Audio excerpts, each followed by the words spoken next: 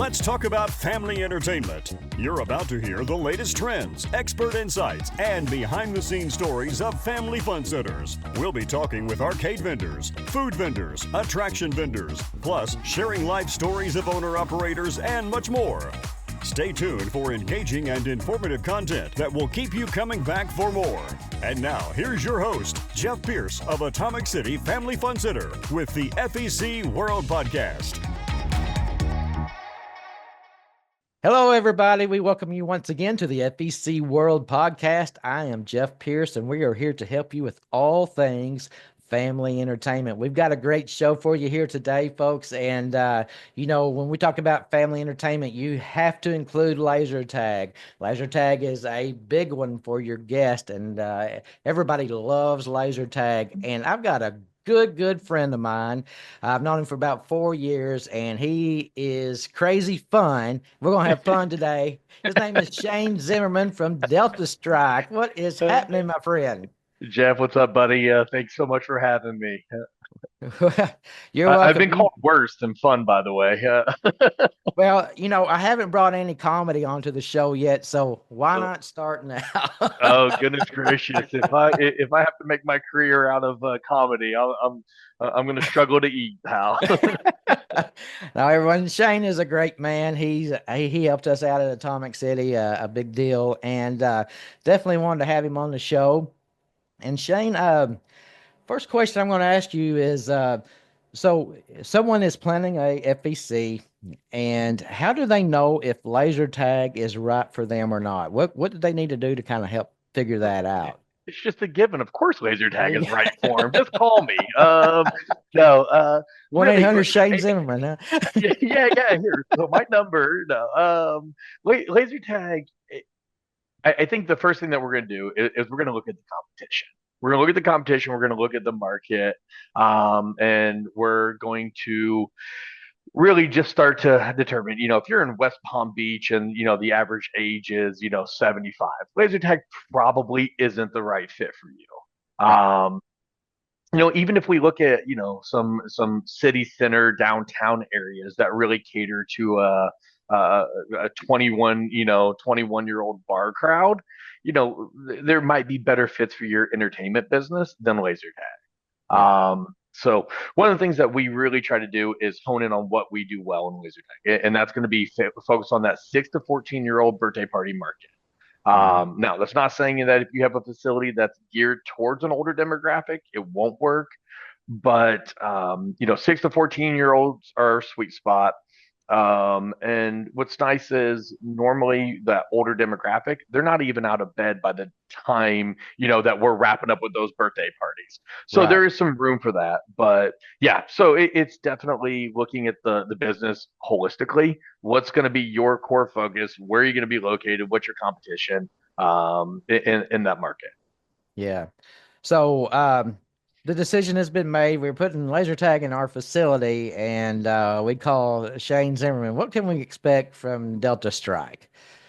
So from Delta Strike, I guess this feels a little self-serving, but I guess my goal would be that you're going to get an honest conversation of whether laser tag's right for you, and then once we make that determination, so that's step one.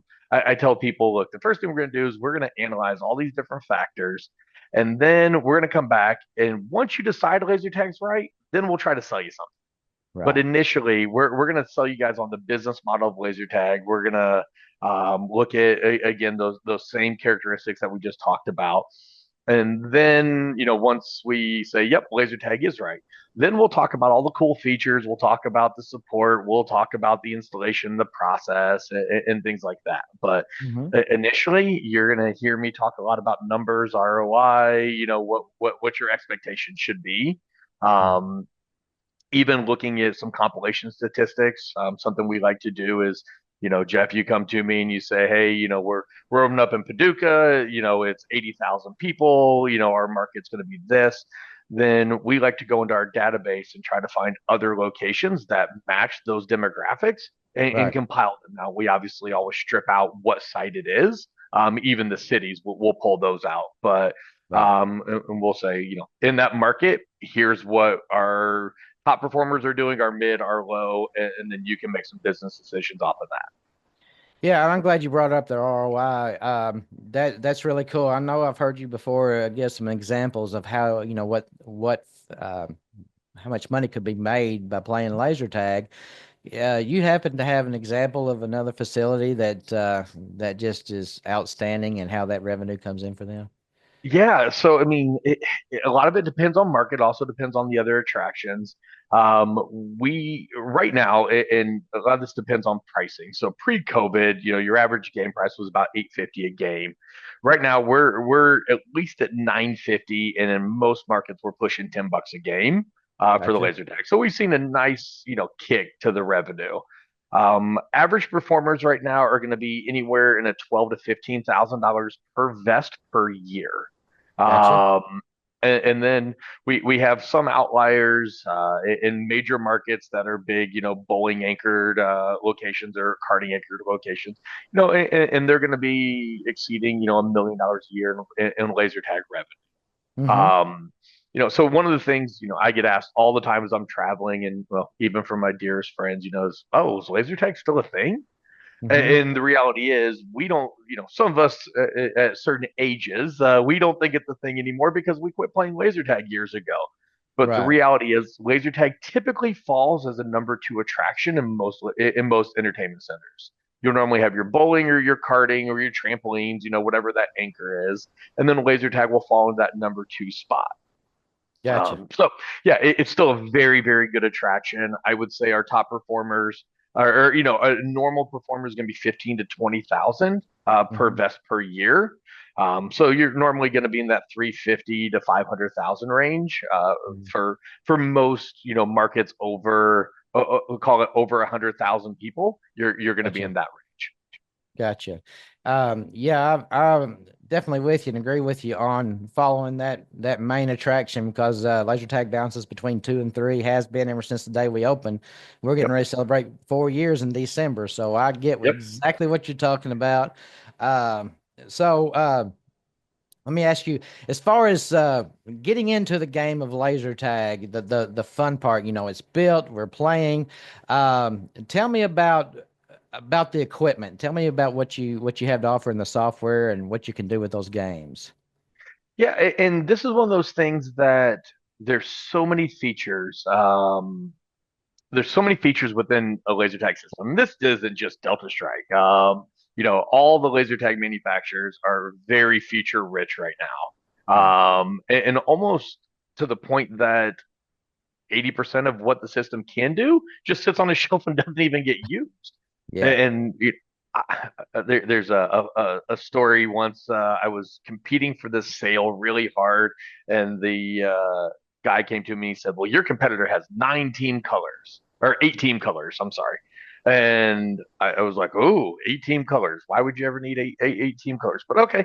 So I go back to my development guys and I said, "Guys, our competitor has 8 team colors." And they said, okay. And they said they're multicolored LEDs. We could give you as many colors as you want.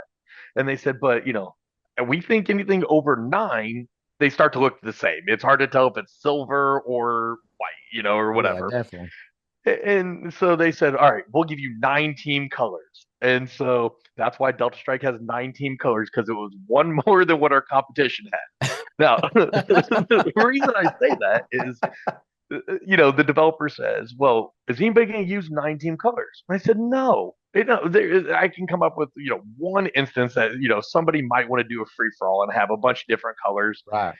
Does that move the needle? Not at all. But Right. a lot of what so we have all these features, but most of the time, people are going to run 2 game types. They're going to run a free for all. They're going to run a standard game, and that's just because our volume is so high. From Right. Friday at 5 o'clock to Sunday at 10 o'clock, we need to make 80, 90% of our revenue. And that means we need to run at an 80 to 85% capacity. We Yeah. don't have time to explain all the unique, features of a game format. Now, Right. with that being said, for your peak hours, we have started doing a lot of interactive stuff that is I'm going to call it autonomous. So you might have a plane hanging from the ceiling with lights on it. Players know if I have something that lights up in a laser tag arena, I shoot it. Yeah. Or I'm sorry, I tag it. Yeah. And and and that will trigger some sort of a theatrical effect, right? So I Yeah. tag the plane, and now I get a fog burst. I hear, I hear it sounded like something exploded. I have lights, I have sound. We pick up these different theatrical elements of it. Hmm. And nobody had to explain that in the briefing. So we didn't slow down operations. We were able to get them in. We created some of these, different little wow effect pieces. Yeah. Um, but then where we really start to utilize the game features and some of those expanded things, that should all be used to drive traffic on a Monday through Thursday. And actually, Mondays are typically a pretty busy night for some reason. I've been doing this for 30 years. I still don't understand why Monday nights are so big. I don't take my kids out on Monday nights, but a lot of people do. So but going for Monday through Thursday, that's where you should be running your different game formats. That's where you should really be using, if you're going to run a membership system or something like that, that's where you're going to use those specialty things to drive traffic into that space. Gotcha. Hey, you just brought up memberships. That's something I'd like to hear something about on memberships. Does that seem to work pretty well for FECs? A laser tag Uh, membership? Mixed reviews. If you are in a multi-attraction facility, I typically don't recommend doing memberships. Gotcha. And it's not because the program doesn't have legs, it's because the marketing behind it doesn't typically match what you Gotcha. need to get a good ROI. Gotcha. Jeff, for you guys, I would assume it's pretty rare that you guys throw out, a laser tag specific piece of marketing, right? Right. You might throw something on your Facebook, about laser tag or something, but it's normally, sorry, everything that you guys are offering. Hmm. And it's kind of a shotgun approach to the marketing, and that Hmm. makes sense. If you're going to invest in a marketing spend, you want somebody to say, "Oh, I feel like going bowling," right? Right. Cool. Now we're going. Oh, I want to go have a drink. Great. Now we're Yeah. going. I want to play laser tag. Um, for membership, and the way our membership works is players come in, they log onto their vest with a card. The computer keeps track of every point that they score while they play. Then Oh, they wow. come out and they're able to redeem those points for different upgrades. So you go with the phaser and a blaster, you might be, you earn 15,000 points. Now you buy an ionizing cannon or something cool like that. Gotcha. Um, so it's a cool program. It's kind of a redemption, a virtual redemption aspect for laser tag, Hmm. but you need to target market that. You need to get a group, where they're going to say, I'm going to be a laser tag member. I'm going to come in Wednesday night to be able to play with my special powers and Right. character. And I just don't oftentimes see the marketing align with the investment. And without that, we just don't have a good business model. Gotcha. Makes a lot of sense. Makes a lot of sense. So, tell me about the games that Delta Strike has to offer to choose from for laser tag. Yeah, so there's goodness, I want to say there's 30 or so different game formats right now. Primarily most people are playing, the two game formats, but on those off-peak nights, and another thing that I think people really like to use them for is going to be more on the team building side. If we Yeah. have a corporate event side coming in, we always like to start off and do an escalating complexity level. So we're going to come in with that corporate event. We're going to start off and we're just going to do a free for all game. I don't care if there's 40 people in there. Everybody's just in there tagging everybody and, just learning how the equipment looks, feels, operates. Then we're going to add in a team element. Then we're going to add in some different arena components, and just stair step it into more of a strategy style game. Hmm. Um, so that's just one side example of where those additional game formats can really play in. A game I really like is going to be Territories. That's normally where we would cap the last game. And in that game, you have all the different arena components around there, and then you're able to tag them, and you actually get points for how long you hold the targets. Okay. Versus just, Uber, you get points for tagging people, but the real strategy and where you win the game is by holding the different targets around the arena for extended periods of time. So it really takes the eye out of, the team. There's no I in team, and it fosters that team building environment.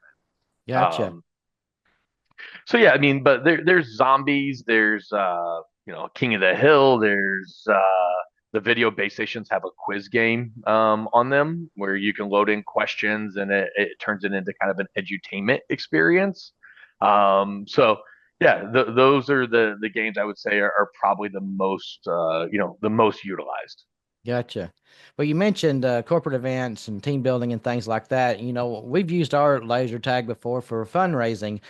We had a couple years ago, we had these all the locally owned banks come together, and they had like a team of six, and two of them played golf, two of them played laser tag, and two of them from each team rode go-karts, and then they switched throughout the night, and it was called Thanksgiving for Thanksgiving.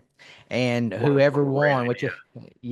whichever bank won, then whatever proceeds come up that evening, they donated the money to a food bank for Thanksgiving for those who didn't have any Thanksgiving dinner. So I mean, That's incredible. yeah, it's really cool, and they had a lot of fun. They was able to bond. Everybody had a great time, and it's funny how some people really get in there and compete. They really want to win, and they're working. They're good friends with the people at the other bank, but still, um, really with laser tag or any attraction, I mean, it's unlimited what you can do with it. I feel. Yeah, so I think you hit on two things there, and the first one's the fun side. There's not a person in the world, and I see this at trade shows all the time. As soon as somebody puts a laser tag vest on, they're like 10 again, Yeah, and yeah, I've seen, CEOs walk up to the booth, they put on a vest. Next thing you know, they're rolling around on the floor with their kid, and like it's just a good time, and it yeah, spans the generations, and there's a competitive aspect to it. yeah, exactly. Who doesn't like to compete, especially against, a fellow, another bank or, a competitor? Who Yeah, wants to lose? definitely. Um, but then the cause marketing side, there are so many different things that you can do for the cause marketing. And what I love about this is one, depending upon how it's structured, you can drive business to those off-peak nights by cause Hmm. marketing.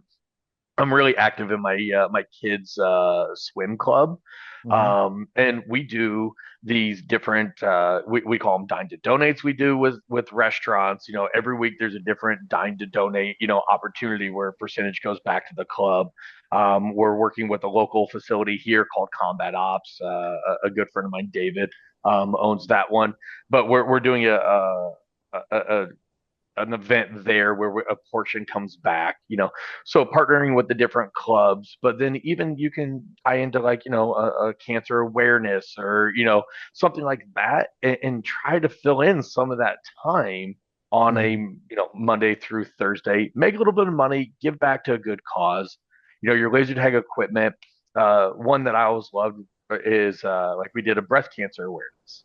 And Hmm. so all of the vests were pink versus purple, for Right, the entire night. And right, so just little tweaks, like being able to match a team color for whatever the awareness color is for that. Um, you can change the vest names, around if you guys have, a large contingency of like survivors coming in. You can name the right. vest for all of, the breast cancer survivors, that are there representing it. So I mean, just some really cool things you can do to personalize the Yeah. game experience. Hmm. It is really, really fun way to generate some business and also do the right thing by the community. Yeah, and that brought up another point that I'm big in. Your guest experience starts right there at the door. And whoever you put on staff there, you need to make sure they've got a personality that is bubbly, uppity, and they're Uh-huh. not scared of anything. They're not scared to talk to people. Don't ever meet a stranger. Tell the story about your arena, what's going on, what to look for, what to watch out for, and things Yep. like that. And then build them up, because that experience should start as soon as they swap that card. That's when their experience should start with the laser tag, and. So they're in there playing. What does your staff member do? They need to be out there talking to the next group, and Yep. keeping it going, keeping it With going. somebody needs to be monitoring the game as well. Yes, exactly. But you're right. Yeah, Exactly. yeah. Yeah, but Uh, like when we have two at our facility on the yep. busy days, and that's what I like having done is build them up. Don't let them get sitting down on the floor. Yeah. Don't let them sit on the floor. We got to talk to No, them. So. no, yeah. It's all about the energy. And Mhm. man, going back, and I don't want to make this a history lesson on laser tag, but when laser tag manufacturers started rolling out briefing videos, for the first, I don't know, 10 years of my career, that wasn't a thing. There was this whole conversation about, are we losing a touch point by doing this? And I still think it's a valid conversation. I like the videos. There's some consistency in it, and it definitely helps with the throughput. But when I first started in this, everybody had to give a live brief. And man, that's when you saw the personality. Yeah. Everybody had a little bit of a different spin on the brief. The personality came out. It was the best time. And that was the main reviews that people Mhm. would at that point there wasn't a Google or anything, but people would come out and they were like, oh man, that was really funny. Like you would find it was like you were a stand-up comedian. It was, Yeah, exactly. but it's that touch point and you were able to build that energy. But now, with a briefing video, your staff, you could have the best laser tag equipment in the world, Delta Strike, or you could, it doesn't matter what you put in your facility. If your staff is terrible, if your staff doesn't radiate, that energy, man, there's nothing you can do to overcome that. Right. I totally agree with you. Totally agree. Well, Shane, I really appreciate your time. I know you're busy selling a lot of equipment, and Oh you got a lot goodness. of things going on today. And man, you're a good friend. You've helped us out big time at Atomic City, and we really appreciate that. I know I'll be seeing you in IAPA in November. So Yes, sir. we had appreciate the steak too. I mean, you took me out to eat Oh one night, man. and had a nice little steak there. So thank you so much Yeah. for that. And that's another thing. I mean, uh, Delta Strike or any vendor, they don't in this business, they don't just sell it to you and walk away. I mean, there's a No. relationship there, and that'll be there forever. Everyone's loyal to each other. So that's a really good thing about this industry. We're here to help everybody.